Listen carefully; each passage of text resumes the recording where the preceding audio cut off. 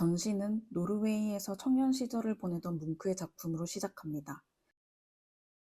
두 번째 섹션은 프랑스에서의 시절이라는 제목으로 1800년대 말에 그려진 4개의 작품이 묶여 있었습니다. 프랑스에서 그려진 이 작품들은 당시 프랑스의 다른 화가들에게서 영향을 받은 것이 잘 드러납니다. 붓터치나 색상의 사용, 형태의 묘사에서 모네, 마네, 고흐, 르누아르 등 인상주의 작품에서 느낄 수 있는 느낌이 묘하게 들었습니다. 그러나 분명한 것은 뭉크는 처음부터 화폭 위에 시각적인 인상을 표현하기보다는 자신의 감정을 표현하는 데 중점을 두었다는 점입니다.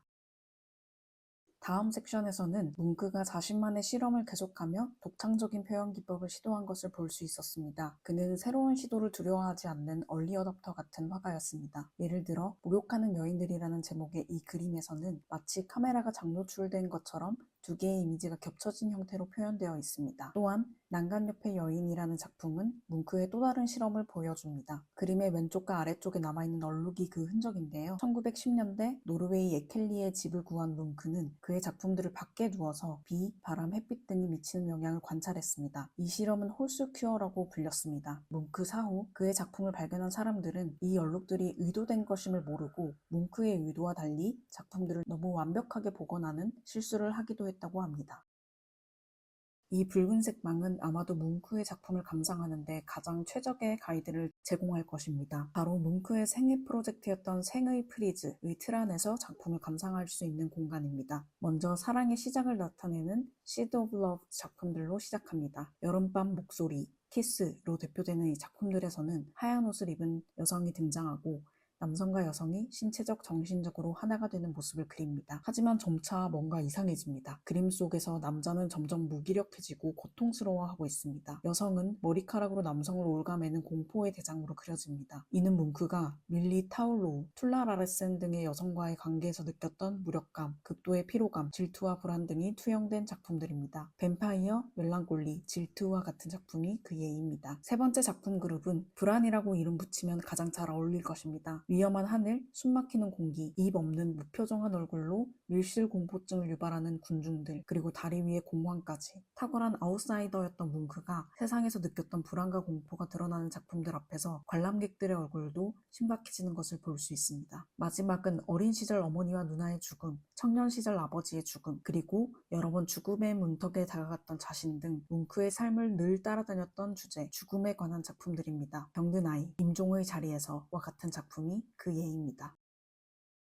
이 노란 방은 뭉크의 풍경화를 모아둔 곳입니다. 우리는 뭉크의 작품에서 풍경이 그림에 등장하는 인물의 심리를 표현하는 중요한 역할을 하는 것을 많이 보았지만 풍경 자체를 관찰하는 그림은 거의 보지 못했는데요. 이 방에는 풍경 자체가 주인공인 우리가 주목하지 않았던 뭉크의 찐 풍경화들이 걸려 있었습니다. 말년, 노르웨이 에켈리에 있었던 시절, 뭉크는 주변의 풍경들을 그렸습니다. 이 그림들은 일반적이지 않은 구도, 독특한 자연의 표현이 매우 인상적인데요. 오디오 가이드에서 재미있는 이야기가 나왔습니다. 뭉크가 눈이 쌓인 풍경을 그린 이후에는 당시 세기 말 기후변화로 인한 멸망에 대한 걱정이 있었으며 이에 대한 뭉크의 공포와 무력감이 표현된 것이라는 설명이었습니다. 뭉크가 신문을 탐독하는 신문광이었던 만큼 이러한 뉴스들의 큰 영향을 받았을 것이라는 이야기였습니다. 유명한 작품 중 하나인 마돈나의 여러 버전이 나란히 전시된 빨간 방입니다. 개인적으로 미술사에서 가장 이상한 그림 중 하나라고 생각하는데요. 풍만한 신체의 여성이 황홀경에 빠져 절정을 느끼는 듯한 포즈로 화폭을 채우고 있습니다. 머리 쪽의 빨간 원은 후광을 암시하지만 그 주변의 구불구불한 선은 마치 뱀의 머리를 한 메두사를 연상시킵니다. 그림의 테두리에는 정자가 이동하고 있고 왼쪽 아래에는 태아로 보이는 형상이 그려져 있습니다. 뭉크는 배신과 질투, 죽음으로 얼룩진 연애사를 겪으며 사랑에 대한 무력감과 여성으로부터 느끼는 위협과 공포를 경험했습니다. 사랑에 대한 병적인 두려움을 집요하게 그림으로 옮겨야 했던 뭉크의 심리는 과연 어떤 것이었을까요? 뭉크는 이 그림들을 그리는 동안 그런 불안, 고통, 집착과 같은 생각들에서 자유로웠을까요? 이번 전시에서는 뭉크의 초상화도 대여섯 작품 볼 수 있습니다. 초상화는 특히 의뢰를 받아 작업하게 되므로 고객의 만족을 위해 뭉크가 어느 정도 표현 욕구를 절제한 느낌이 들기도 했습니다. 그럼에도 불구하고 뭉크는 피사체의 표면을 넘어서 그들의 성격과 숨겨진 인간성을 분석하려는 시도를 통해 매우 표현적인 초상화를 만들어냈습니다. 딱딱하게 정물화되거나 미화된 것이 아닌 인물의 성격을 그대로 드러내는 솔직하고 적나라한 초상화는 때때로 당사자들로부터 열렬한 환영을 받지는 못했다 라고 전시 큐레이터는 설명합니다.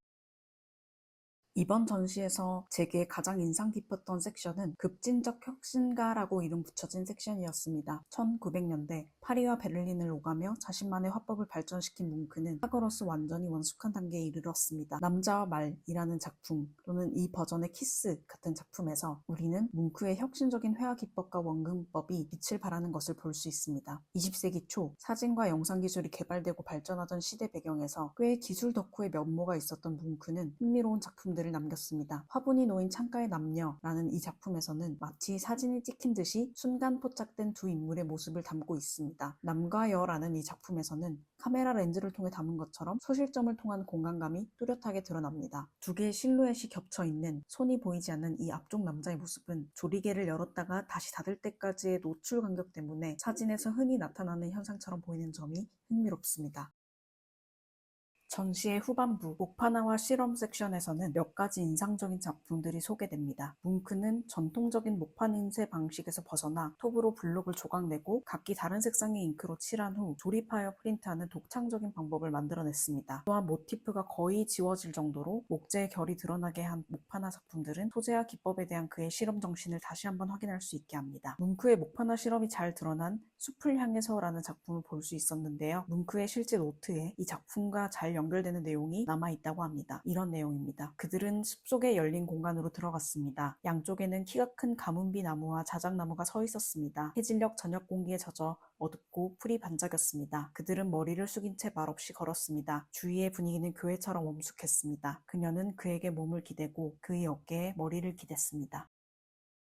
저는 이 전시를 2번 관람했는데요. 2번째 관람 때는 전시 전체적인 흐름을 파악하며 좀 더 재미를 느꼈지만 첫 번째 방문 때는 뭔가 아쉬움이 컸습니다. 왜 첫 번째 방문에서 재미를 못 느꼈을까 곰곰이 생각해 보았습니다. 뭉크 하면 떠오르는 절규와 그 작품의 배경이 된 뭉크의 신경불안증, 우울증, 불행했던 삶 등을 우리는 어렴풋이 알고 있습니다. 그래서 우리는 뭉크의 전시에서 그러한 어려움 속에서 탄생한 작품들이 드러내는 유동치는 감정에 공명하고 그럼에도 불구하고 그려낸 희망을 보기를 기대합니다. 고흐의 작품이 감동을 주는 이유도 그러한 이유들 때문일 것입니다. 하지만 이번 전시는 그런 감정의 공명을 느끼기가 어려웠습니다. 첫 번째 방문이 아쉬웠던 이유는 그런 감정의 공명이 없었기 때문입니다. 개인적으로 이번 전시의 큐레이션에 조금 아쉬움을 느낀 건데요. 이건 아마 특별전의 한계일 수도 있습니다. 많은 수의 작품이 공수되어 왔지만 제한적이기 때문에 독창적인 시선으로 스토리를 풀어내기는 쉽지 않았을 것입니다. 그래서 뭉크 박물관에서 큐레이션하곤 하는 특별전들의 깊이 있는 주제들과 비교하면 아쉬울 수밖에 없는 것 같습니다. 흩어진 작품들을 연대기에 맞춰 개괄적으로 요약을 하고 있고 또 이번 전시가 특히 뭉크가 그림을 통해 달성한 화법의 기술적인 성취에 조금 더 초점을 맞추고 있기 때문에 뭉크라는 인물의 공명하는 감동을 맛보기는 쉽지 않았던 것 같습니다.